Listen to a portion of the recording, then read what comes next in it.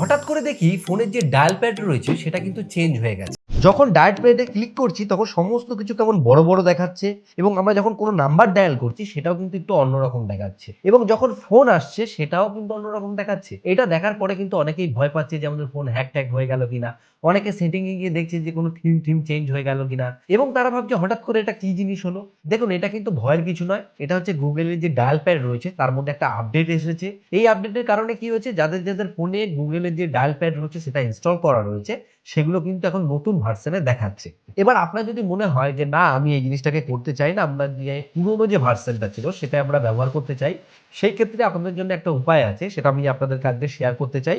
সেটা হচ্ছে সবার প্রথম আপনাকে একটা জিনিস খেয়াল রাখতে হবে। সেটা হচ্ছে আপনারা সবার প্রথমে চলে যাবেন হচ্ছে গিয়ে প্লে স্টোরে। ঠিক আছে?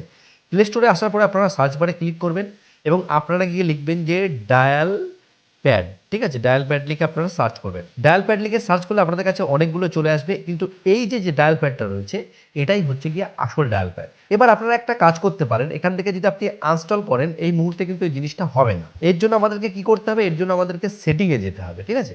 আমি এখান থেকে ফোনের যে সেটিং রয়েছে সেটিংয়ে চলে আসলাম। সেটিংয়ে চলে আসার পরে আমাদেরকে একটু নিচের দিকে আসতে হবে। নিচের দিকে আসলে আপনারা একটা অপশন পাবো অ্যাপ বলে। ঠিক আছে? এই অ্যাপস। অ্যাপস এর মধ্যে আসার পরে এখানে দেখুন লেখা আছে যে অ্যাপ ম্যানেজমেন্ট বলে।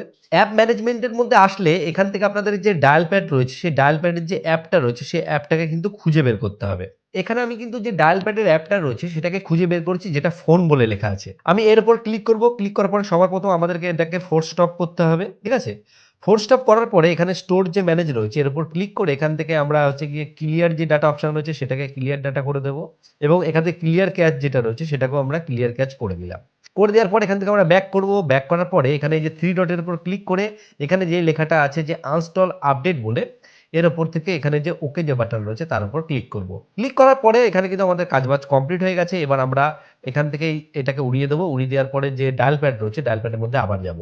এবার যদি আমরা ডায়াল প্যাডের মধ্যে ক্লিক করি, দেখুন আগের যে ডায়াল প্যাড ছিল একদম সম্পূর্ণ সেই রকম কিন্তু ডায়াল প্যাড এখানে ওপেন হয়ে গেছে, যেটা কিন্তু দেখতে অনেকটাই সুন্দর লাগছে।